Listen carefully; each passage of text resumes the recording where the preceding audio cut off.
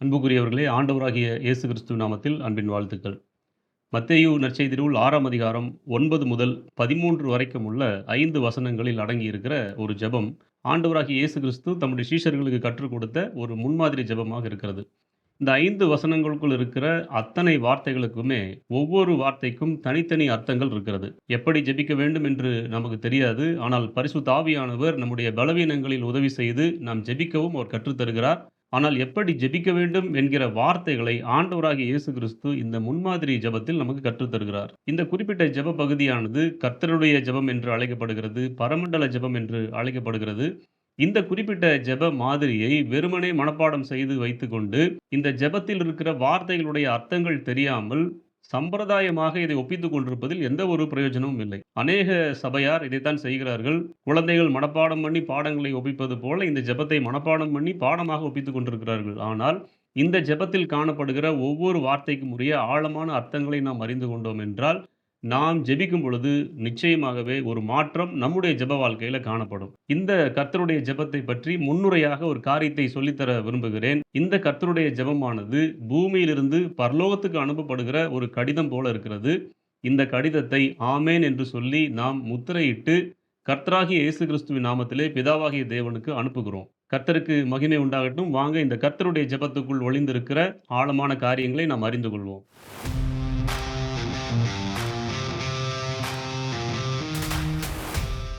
இந்த பரமண்டல ஜெபத்தில் இருக்கிற வார்த்தைகளுக்குள்ள முக்கியமான காரியங்கள் இருக்கின்றன. அவைகள நம்ம சுருக்கமா பார்த்துருவோம். 1, பரமண்டலங்களில் இருக்கிறவர் என்று சொல்லப்படுகிற வார்த்தை ஒரு அங்கீகாரமான வார்த்தை. தேவன் ஒருவர் இருக்கிறார், கடவுள் ஒருவர் இருக்கிறார் என்று நாம் விசுவாசிக்கிறோம் பார்த்தீங்களா? அந்த விசுவாசத்தை அறிக்கை செய்கிற வார்த்தையாக இந்த வார்த்தை இருக்கிறது. 2வது, எங்கள் பிதாவே அப்படிங்கிறது உறவு சார்ந்த ஒரு வார்த்தையாக இருக்கிறது. வானத்தையும், பூமியையும், சமுத்திரத்தையும் அதில் உள்ளவைகளையும் படைத்த சர்வவல்ல தேவனாகிய கர்த்தரை பிதாவே, அப்பா என்று அழைப்பது எப்பேர்ப்பட்ட பாக்கியமாக நமக்கு கொடுக்கப்பட்டிருக்கிறது. அந்த உறவின் நிலையாக அந்த வார்த்தை இருக்கிறது. 3வது, உம்முடைய நாமம் பரிசுத்தப்படுவதாக என்று சொல்லப்படுகிற வார்த்தை போற்றுதல், துதி என்பதற்கு ஏதுவாக இருக்கிறது. கர்த்தரை துதிப்பது தான் நல்லது என்று பரிசுத்த வேதத்தில் வாசிக்கிறோம். அவரை துதிப்பதற்காகத்தான் தேவன் நம்மை ஏற்படுத்தி வைத்திருக்கிறார் என்று பார்க்கிறோம். அப்ப ஜெபத்தில் இருக்க வேண்டிய ஒரு காரியம் என்ன அப்படின்னா, துதியும், போற்றுதலும். அது உம்முடைய நாமம் பரிசுத்தப்படுவதாக என்ற வார்த்தை சொல்லுகிறது. 4வதாக, உம்முடைய ராஜ்யம் வருவதாக என்கிறது எதிர்பார்ப்பான ஒரு காரியமாக இருக்கிறது. எதை எதிர்பார்க்கிறோம்? தேவனுடைய ராஜ்யம் இந்த பூமியிலே நிலைப்பட வேண்டும் என்கிற ஒரு காரியத்தை எதிர்பார்க்கிறோம். அந்த எதிர்பார்ப்பு தான் இந்த பரமண்டல ஜெபத்தில முன்னிலை வகிக்கிறது. தேவனுடைய ராஜ்யம் இந்த பூமிக்கு வர வேண்டும். 5வதாக, உம்முடைய சித்தம் என்று சொல்லப்படுகிற வார்த்தை இது ஒரு பொருத்தனையின் வார்த்தையாக இருக்கிறது. 6வதாக, பரலோகத்தில் செய்யப்படுகிறது போல பூமியிலே செய்யப்படுவதாக என்று சொல்லப்படுகிற காரியம் முழு உலகத்திற்குமான ஒரு விண்ணப்பமாக, வேண்டுதலாக இருக்கிறது. ஏன்னு கேட்டா, பரலோகத்திலே தேவனுடைய சித்தம் பரிபூர்ணமாக, மேன்மையாக, உயர்வாக செய்யப்பட்டுக் கொண்டிருக்கிறது. அப்படிப்பட்ட பாவமில்லாத, பரிசுத்த, மேன்மையான, உயர்வான காரியங்கள் இந்த பூமியிலே செய்யப்படட்டும் என்று சொல்லப்படுகிற ஜெபம் முழு உலகத்துக்குமான ஆசீர்வாதமான ஒரு ஜெபமாக இருக்கிறது. 7வது, எங்களுக்கு வேண்டிய ஆகாரம் அப்படிங்கிற வார்த்தை இருக்குது பார்த்தீங்களா? நம்முடைய தேவைகளை சந்திப்பதற்கான ஒரு விண்ணப்பமாக தேவனிடத்தில் ஏறெடுக்கப்படுகிறது. 8வது, இன்று என்று சொல்லப்படுகிற வார்த்தை இருக்குது பார்த்தீங்களா? அது நிச்சயத்தை குறிக்கிற ஒரு வார்த்தையாக இருக்கிறது. இன்றைக்கு நீங்களும் நானும் உயிரோடு கூட இருக்கிறோம். இன்றே இரட்சணிய நாள், இன்றே அனுக்கிரக காலம், இன்று எங்களுக்கு தாரும் அப்படின்னு சொல்லி கேட்கும்போது, இன்றைக்கு நான் வாழ்ந்து கொண்டிருக்கிறேன். தேவ கிருபையினாலே வாழ்ந்து கொண்டிருக்கிறேன். இன்றைக்கு என்னுடைய தேவைகளை சந்தியும் என்று சொல்லுகிற காரியம் நிச்சயத்தின் காரியமாக இருக்கிறது. 9வது, எங்களுக்கு தாரும் என்று கேட்கிற வார்த்தை ஒரு விண்ணப்பத்தின் வார்த்தையாக இருக்கிறது. 10வது, எங்கள் கடனாளிகள் என்று வருகிற வார்த்தை அன்பும், இரக்கமும் நிறைந்த வார்த்தைகளாக இருக்கிறது. ஏன்னு கேட்டா, எங்களிடத்தில் கடன்பட்டு இருக்கிறவர்களுக்கு நாங்கள் துரோகம் பண்ணல, அவர்கள் மேல் எந்த ஒரு பாரத்தையும் வைக்கல அப்படின்னு சொல்லுகிற இந்த காரியம் அன்பும், இரக்கமும் நிறைந்ததாக இருக்கிறது. 11வதாக, நாங்கள் மன்னிக்கிறது போல என்கிற வார்த்தை இருக்குது பார்த்தீங்களா? இது மன்னிப்பின் வார்த்தையாக இருக்கிறது. ஏன்னா ஆண்டவர்கிட்ட போகும்போது நம்முடைய நீதிய சொல்றதுக்கு, நம்முடைய உண்மைய சொல்றதுக்கு ஒண்ணும் இல்ல. நான் அவ்வளவு காணிக்கை குடுத்தேன், இவ்வளவு காணிக்கை குடுத்தேன், இத செஞ்சேன், அத செஞ்சேன் அப்படிங்கிற காரியத்த தாண்டி, நாங்கள் பிறருக்கு மன்னிக்கிறோம் அப்படிங்கிற காரியத்த தைரியமாக தேவனுடைய சமூகத்தில கொண்டு வந்து வைக்கலாம் என்பது ஆண்டவராகிய இயேசு கிறிஸ்துவினுடைய போதனையாக இருக்கிறது. 12வதாக, எங்கள் கடன்கள் அப்படிங்கிற வார்த்தை இருக்குது பார்த்தீங்களா? அது கடமையை குறிக்கிறது. ஏன்னா, நாம் ஓரிடத்தில் கடன் வாங்கியிருந்தால், அதை திருப்பி செலுத்த வேண்டும் என்பதுதான் சரியான நியதி. அதை நாம் செய்கிறோம் என்பது நம்முடைய கடமையாக இருக்கிறது. அந்த கடமை இங்கே தெரியப்படுத்தப்பட்டிருக்கிறது.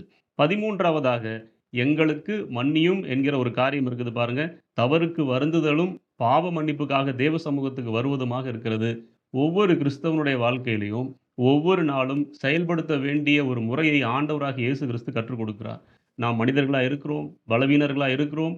பாவமானது எந்த விதமான ரூபத்திலும் நம்மிடத்துல வந்திருக்கலாம். நமக்கே தெரியாமல் கூட வந்திருக்கலாம். ஆனா, நமக்கு இரக்கம் பாராட்டுகிற கிருபாசனத்து அண்டையிலே நாம் எப்பொழுதும் சேர்வதற்கான வழி ஆண்டவராகிய இயேசு கிறிஸ்துவின் மூலமாய் திறந்திருக்கிறது. ஆகவே, எங்களுக்கு மன்னியும் என்று சொல்லி நம்முடைய பாவங்களுக்கு வருந்தலாம்.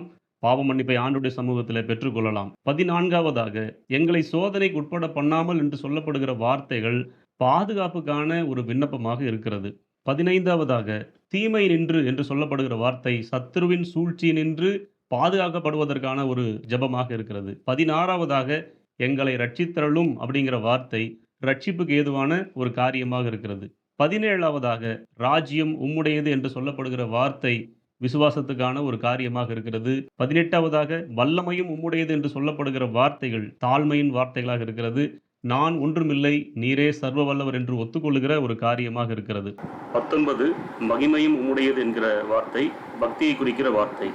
20வதாக என்றென்றைக்கும் உம்முடையவைகளே என்று சொல்லப்படுகிற வார்த்தை நித்தியத்துக்கு ஏதுவான வார்த்தைகளாக இருக்கிறது. என்றென்றைக்கும் அப்படின்னா நேற்றும், இன்றும், என்றும் மாறாத தேவனுடைய காரியங்கள் தான் இந்த ராஜ்யம், வல்லமை, மகிமை அத்தனை காரியங்களும். முடிவாக 21வது ஆமென் என்று சொல்லப்படுகிற வார்த்தையினுடைய அர்த்தம் உறுதிப்பாடு. இந்த ஆமென் என்று சொல்லப்படக்கூடிய இந்த வார்த்தைக்குள்ள எவ்வளவு காரியங்கள் இருக்குது அப்படின்னா, இந்த ஆமென் என்கிற வார்த்தைக்கு அப்படியே ஆகட்டும் அல்லது நிச்சயமாக நடக்கட்டும் என்று அர்த்தம் அப்படிங்கிறது நீங்களும் நானும் அறிந்திருக்கிற ஒரு காரியமாக இருக்கிறது.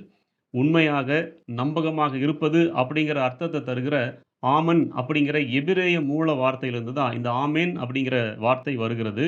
ஒரு உறுதிமொழியையோ, ஒரு வாக்குத்தத்தத்தையோ, ஒரு ஜெபத்தையோ, ஒரு வாக்கியத்தையோ ஆமோதிக்கும் பொழுது ஆமேன் என்கிற வார்த்தை அன்று முதல் இன்று வரைக்கும் சொல்லப்பட்டுக் கொண்டிருக்கிறது. வெளிப்படுத்தின விசேஷம் புஸ்தகத்தில ஆண்டவராகிய இயேசு கிறிஸ்துவினுடைய ஒரு நாமமாக, ஒரு பெயராக இது பயன்படுத்தப்பட்டிருக்கிறது. வெளிப்படுத்தின விசேஷம் 3ஆம் அதிகாரம் 14ஆம் வசனத்தை நீங்க வாசித்தா அழகா தெரிந்து கொள்ளலாம். அப்படி பார்க்கும்போது பழைய ஏற்பாட்டு காலத்திலேயும் சரி, ஆசீர்வாதத்தை சொல்லும்போதும், சாபங்களை சொல்லும் பொழுதும் ஆமென் என்று ஆண்டவராகிய இயேசு கிறிஸ்துவின் நாமத்தினாலே தான் பிதாவாகிய தேவன் நிழலாக சொல்ல வைத்திருக்கிறார் என்று கூட நாம் புரிந்து கொள்ளலாம். அப்படின்னா ஆண்டவராகிய இயேசு கிறிஸ்துவின் நாமத்தில் ஆமென் என்று சொல்லப்படுகிற காரியம் நீங்களும் நானும் பரலோக பிதாவாகிய தேவனிடத்திலே ஆண்டவராகிய இயேசு கிறிஸ்துவின் மூலமாய் ஏறெடுக்கிற விண்ணப்பங்களுக்கும், ஜெபங்களுக்கும், வேண்டுதல்களுக்கும் ஒரு முடிவுரையாக, ஒரு முத்திரையாக ஆண்டவராகிய இயேசு கிறிஸ்து என்கிற நாமம் இருக்கிறது. அவருடைய பெயராலே ஆமென் என்று சொல்லும் பொழுது, இப்பொழுது சொல்லப்பட்டிருக்கிற அத்தனை அர்த்தங்களும் அதற்குள்ளே வந்து விடுகிறது. இப்படி பார்க்கும்போது கர்த்தருடைய ஜெபத்தை, பரமண்டல ஜெபத்தை நாம் எப்பொழுது வேண்டுமானாலும் செய்யலாம், என்றைக்கு வேண்டுமானாலும் செய்யலாம். ஏன்னா, ஒரு மனிதனுடைய அத்தனை காரியங்களும் இந்த ஒரு ஜெபத்துக்குள் அடங்கியிருக்கிறது. ஆனா, இத சடங்காச்சாரமாக மனப்பாடம் பண்ணிக்கொண்டு அவ்வப்போது ஒப்பித்து பார்த்துக் கொள்வது அல்ல. நாம் நிச்சயமாகவே முதல் வாரத்திலிருந்து ஆரம்பித்து கடைசி வாரத்தில் முடிக்கிறபடியே நாம் உறவில் ஆரம்பித்து ஆண்டவராகிய இயேசு கிறிஸ்துவின் நாமத்திலே நாம் நிறைவு செய்ய வேண்டும் என்பது தேவனுடைய திட்டமும் விருப்பமுமாக இருக்கிறது. அதே சமயத்தில ஆண்டவராகிய இயேசு கிறிஸ்துவினுடைய 2ஆம் வருகையை எதிர்பார்க்கக்கூடிய ஜெபமும் இதற்குள்ளே அடங்கியிருக்கிறது. உம்முடைய ராஜ்யம் வருவதாக. அப்ப இப்படிப்பட்ட காரியங்கள் இதற்குள்ள இருக்கிறதுனால, இந்த ஜெபத்த செய்யும்போது, நாம் தேவனுக்கு முன்பாக தகுதியுள்ள பிள்ளைகளாக மாறுகிறோம். தேவனுடைய மன்னிப்பை பெற்றுக்கொள்கிறோம். தேவனுடைய பராமரிப்பை பெற்றுக்கொள்கிறோம். தேவன் நம்முடைய தேவைகளை சந்திக்கும் அளவுக்கு ஒரு ஜெபத்தை நாம் ஏறெடுக்கிறோம். எல்லாவற்றையும் தாண்டி ஆண்டவராகிய இயேசு கிறிஸ்துவினுடைய வருகையை நாம் வாஞ்சிக்கிறோம், எதிர்பார்க்கிறோம். இந்த காரியம் எதற்கு அப்படின்னா, அவருடைய வருகைக்கு நீங்களும் நானும் ஆயத்தமாக வேண்டும் என்பதற்காகத்தான் கர்த்தர் அதற்குள்ள இந்த காரியத்த வைத்திருக்கிறார். ஆகவே உணர்ந்து, உறவோடு உரிமையாக ஜெபிக்க வேண்டியது நம்முடைய கடமையாக இருக்கிறது.